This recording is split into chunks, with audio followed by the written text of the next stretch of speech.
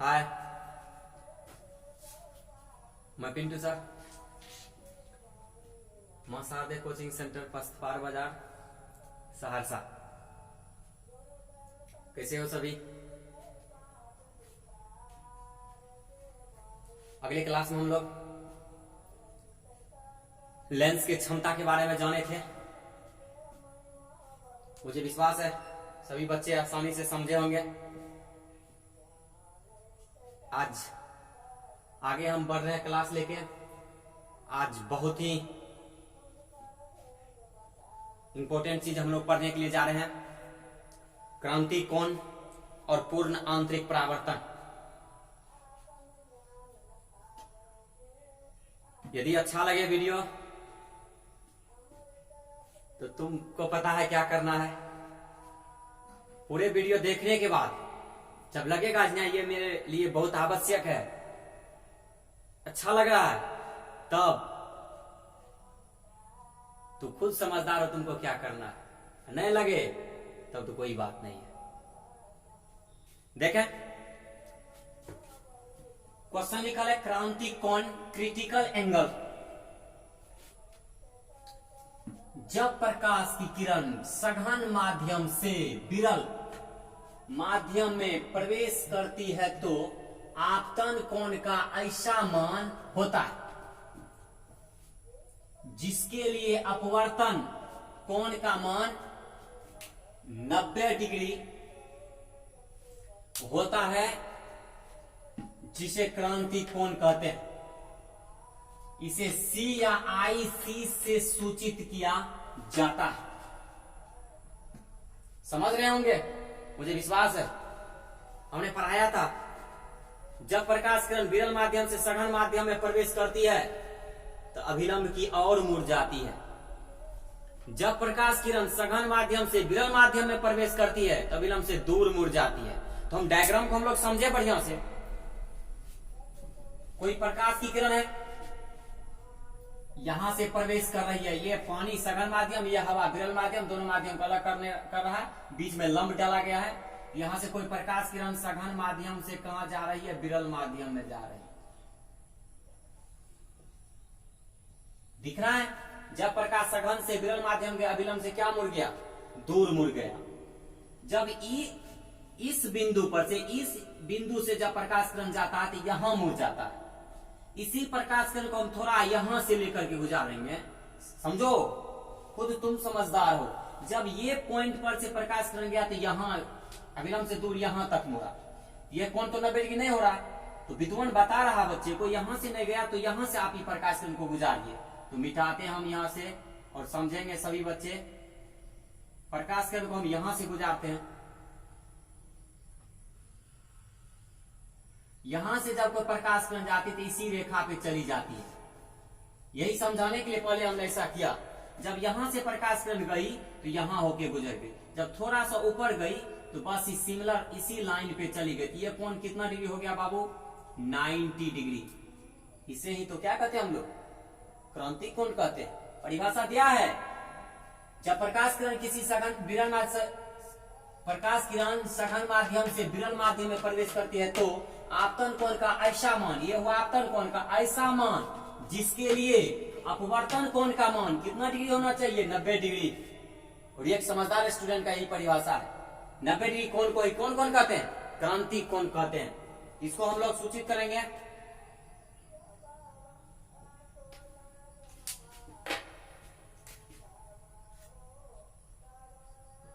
IC, यहां पे 90 degree जो वैल्यू दे रहा है, किसका वैल्यू हो गया? R बराबर 90 डिग्री या 90 डिग्री।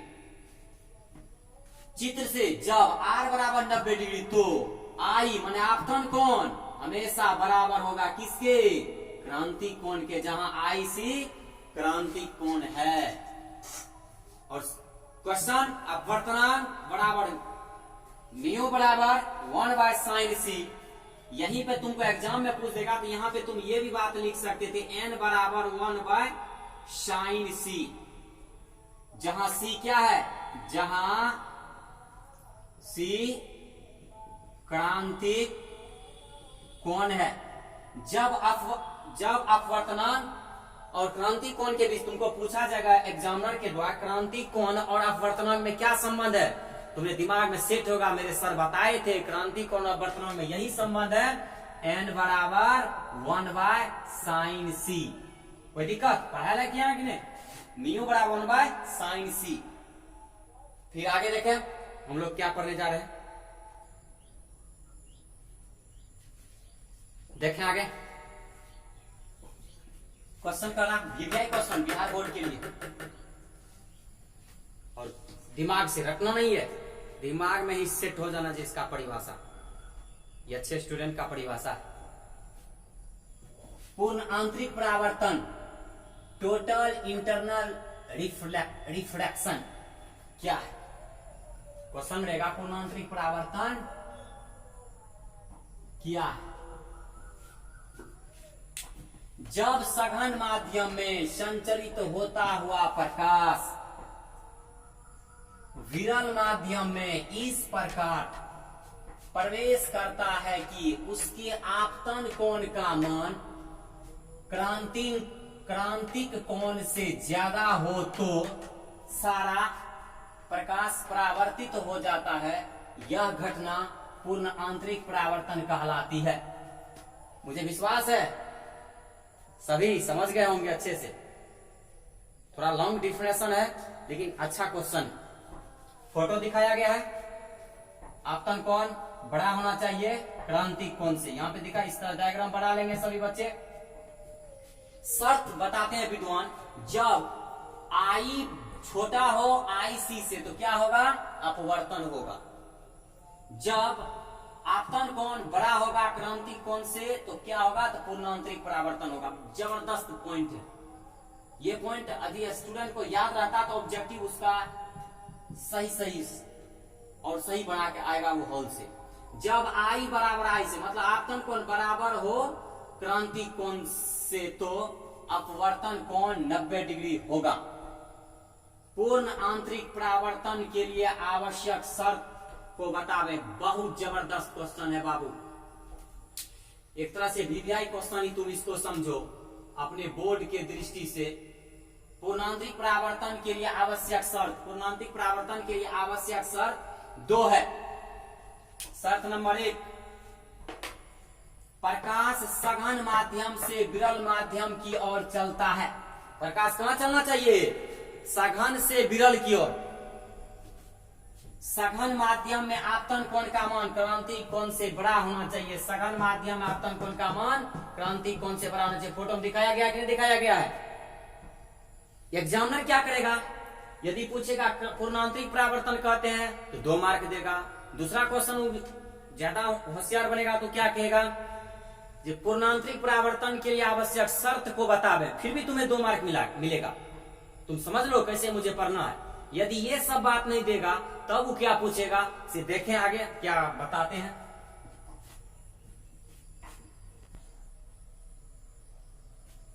देखें आगे, पूर्ण आंतरिक परावर्तन के अनुप्रयोग, इसी को हम कह सकते हैं उसका उदाहरण भी। समझे कि नहीं समझे? यहां से लेकर के यहां तक में एक ऑब्जेक्टिव में एग्जामिनर पूछते हैं पूर्णांतरिक परावर्तन के अनुप्रयोग। प्रकाशिक तंतु ऑप्टिकल फाइबर निकल है, क्वेश्चन पूछेगा तुमसे ऑप्टिकल फाइबर किस सिद्धांत पर कार्य करता है? आंसर क्या होना चाहिए? पूर्णांतरिक परावर्तन। दिमाग में ही सेट हो जाएगा, जो कि बिहार बोर्ड में क्वेश्चन बार बार रिपीट हुआ है। और हम अपने प्यारे सभी स्टूडेंट से यही आग्रह करेंगे, जो वीडियो देखने के साथ ही वो जैसे ही बिहार बोर्ड में बैठे 40 में 40 या 35 में 35 ऑब्जेक्टिव का जवाब देने की क्षमता उसके अंदर हो। नंबर 2, रेगिस्तान की मरीचिका मृग। रेगिस्तान में हिरण को पानी का भ्रम होना किस क्रिया का फलस्वरूप होगा? तुम्हें दिमाग में सेट है पूर्णांतरिक परावर्तन। आगे देखें, हीरा का चमकना। कोई पूछ देगा हाँ हीरा दुनिया का सबसे अधिक चमकीला चीज है, किस कौन चीज के कारण से? पूर्णांतरिक परावर्तन। यही एक समझदार स्टूडेंट का परिभाषा है। समकोणिक समद्विबाहु प्रिज्म, पेरो प्रिज्म की कार्य प्रणाली, जो कि हम लोग आगे जो पढ़ेंगे प्रिज्म के बारे में पढ़ेंगे तो वहां फिर चर्चा होगा। तो कहेगा प्रिज्म किस सिद्धांत पे कार्य करता? पूर्णांतरिक परावर्तन। समझ में आ गया होगा तुम्हें, मुझे विश्वास है। अगला क्वेश्चन है कि हीरा ऑब्जेक्टिव में हीरा का क्रांति कोण बहुत ही कम 24 डिग्री होता। क्रांति कोण का मान 90 डिग्री, लेकिन हीरा का क्रांति कोण कितना? 24 डिग्री। हीरा का अपवर्तनांक 2.42, जो कि 2020 में ये क्वेश्चन पूछा गया। हीरा का अपवर्तनांक होता है 2.42। कभी कभी एग्जामिनर क्या करते हैं 2.42 की जगह 2.45 भी पूछ देता है, तो घबराने की वहां कोई दिक्कत नहीं है। कभी क्वेश्चन तुमको पूछ देगा दुनिया का वह पदार्थ जिसका अपवर्तनांक सबसे अधिक होता है, तुमने दिमाग में सेट हो जाएगा हीरा। जिस पदार्थ का अपवर्तनांक जितना अधिक होता है वह पदार्थ उतना ही ठोस, उतना ही कड़ा, उतना ही मजबूत होता है। लिखा है हीरा दुनिया का सबसे कठोर पदार्थ है। दुनिया का सबसे अधिक कठोर पदार्थ हीरा। हीरा का अपवर्तनांक 2.42। समझ गया होगा। अगला क्वेश्चन विद्वान बताते हैं वायुमंडलीय अपवर्तन, एटमॉस्फियर रिफ्रैक्शन। जब सूर्य का प्रकाश पृथ्वी के वायुमंडल में प्रवेश करती है तो यह विरल माध्यम से सघन माध्यम में जाती है, जिसे वायुमंडलीय अपवर्तन कहते हैं। यदि इतना बड़ा परिभाषा तुम्हें पसंद नहीं है या याद नहीं हो सकता मुझे सर, तो तुरंत बोलेंगे वायुमंडल में घटने वाली प्रकाश के अपवर्तन को ही वायुमंडलीय अपवर्तन कहते हैं। एक बार फिर से, वायुमंडल में घटने वाली प्रकाश के अपवर्तन को ही वायुमंडलीय अपवर्तन कहते हैं। जिसका दैनिक जीवन में क्या सब उदाहरण है जो देखें हम लोग आगे। देखें आगे उदाहरण वायुमंडलीय अपवर्तन के। तारों का टिमटिमाना। कोई पूछ देगा तारों का टिमटिमाना कौन सा बर्तन है, तो दिमाग में ही सेट हो गया वायुमंडलीय अपवर्तन। ग्रह नहीं टिमटिमाते हैं, किसके कारण? तो वायुमंडलीय अपवर्तन के कारण। तारे का आभासी स्थिति, आभासी स्थिति के बारे में आप समझ रहे हैं। जैसे हम लोग का छाह बनता है लाइट में पीछे से, कोई होता है आभासी स्थिति। अग्रिम सूर्योदय एवं विलंबित सूर्यास्त। अग्रिम का मतलब है समय से पहले सूर्योदय और समय के बाद सूर्यास्त। सूर्योदय एवं सूर्यास्त के समय सूर्य चपटा और अंडाकार प्रतीत होती है। हर एक दिन की भांति आज भी हम अपने प्यारे स्टूडेंट्स को एक होमवर्क देने जा रहा हूं। मुझे आशा है सभी स्टूडेंट्स इसका सही आंसर भेजेंगे, कमेंट करेंगे। यदि वीडियो देखने में अच्छा लगे तो अपने दोस्तों को आगे शेयर करेंगे। यही तुम्हारा परम धर्म है। तुम्हारे लिए हम इतना करते हैं, तुम्हारा घर में होता है जो हम भी अपने गुरु के प्रति आभार प्रकट करें और आगे बढ़ें। और विद्यार्थी को भी, तुम्हारे दोस्त को भी क्यों ना इसका लॉकडाउन में सुविधा मिले। घर में रहो सुरक्षित। देखें क्वेश्चन क्या था होमवर्क का। उस अवतल लेंस की फोकस दूरी ज्ञात करें जिसकी क्षमता -4.0D है। ऑप्शन देते हैं -0.25 metre, +0.25 metre, -25 metre, +25 metre. Answer दें और प्रतिभागी बने। जय हिंद।